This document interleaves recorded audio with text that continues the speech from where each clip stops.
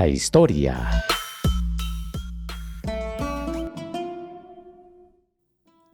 Célebre por ser el autor del aforismo "Nada es suficiente para quien lo suficiente es poco", Epicuro nace en el año 341 a.C. y muere en el año 270 a.C. Nacido de padres atenienses en la isla Egea de Samos, Epicuro recibió sus primeras enseñanzas filosóficas de un discípulo de Platón. En el año 323 a.C.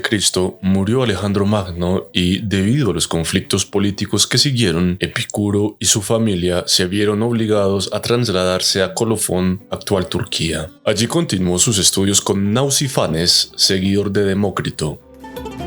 Epicuro enseñó brevemente en Mitilene, en la isla de Lesbos, y en Lampsaco, en la Grecia continental, antes de trasladarse a Atenas en el año 306 a.C. Fundó una escuela conocida como El Jardín, formada por una comunidad de amigos y seguidores. Allí expuso con todo detalle la filosofía que se conocería como epicureísmo. A pesar de sus frecuentes achaques de salud y de sufrir a menudo grandes dolores, Epicuro vivió hasta los 72 años. Fiel a sus creencias, describió el último día de su vida como un día verdaderamente feliz.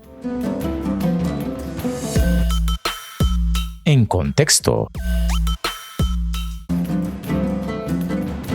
A finales del siglo V a.C., Sócrates afirma que buscar el conocimiento y la verdad es la clave de una vida que merezca la pena. Hacia el 400 a.C., Demócrito y Leucipo concluyen que el cosmos está formado únicamente por átomos que se mueven en el espacio vacío. El pensador. Epicuro creció en una época en la que la filosofía de la antigua Grecia ya había alcanzado su apogeo con las ideas de Platón y Aristóteles. El centro del pensamiento filosófico se desplazaba de la metafísica a la ética y también de la ética política a la ética personal. Epicuro, sin embargo, encontró las semillas de una nueva escuela de pensamiento en las búsquedas de filósofos anteriores, como el examen de Sócrates de la verdad de los conceptos y valores humanos básicos. En el centro de la filosofía que desarrolló Epicuro está la idea de que la paz mental o tranquilidad es el objetivo de la vida. Sostiene que el placer y el dolor son las raíces del bien y del mal, y que cualidades como la virtud y la justicia derivan de estas raíces, ya que es imposible vivir una vida placentera sin vivir sabia, honorable y justamente, y es imposible vivir sabia, honorable y justamente sin vivir placenteramente.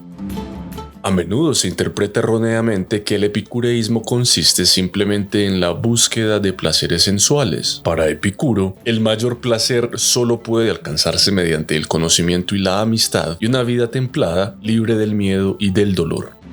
Uno de los obstáculos para disfrutar de la paz de una mente tranquila, razona Epicuro, es el miedo a la muerte, y este miedo se ve incrementado por la creencia religiosa de que si incurres en la ira de los dioses serás severamente castigado en la otra vida.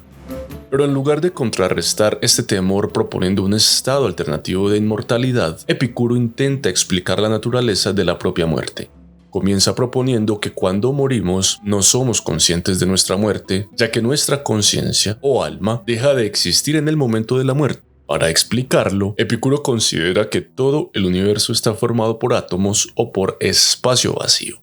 Epicuro razona entonces que el alma no puede ser un espacio vacío, ya que opera dinámicamente con el cuerpo, por lo que debe estar formada por átomos. Describe estos átomos del alma como distribuidos por el cuerpo, pero como tan frágiles que se disuelven cuando morimos, por lo que ya no somos capaces de sentir nada. Si no somos capaces de sentir nada, ni mental ni físicamente, cuando morimos, es una tontería dejar que el miedo a la muerte nos cause dolor mientras seguimos vivos.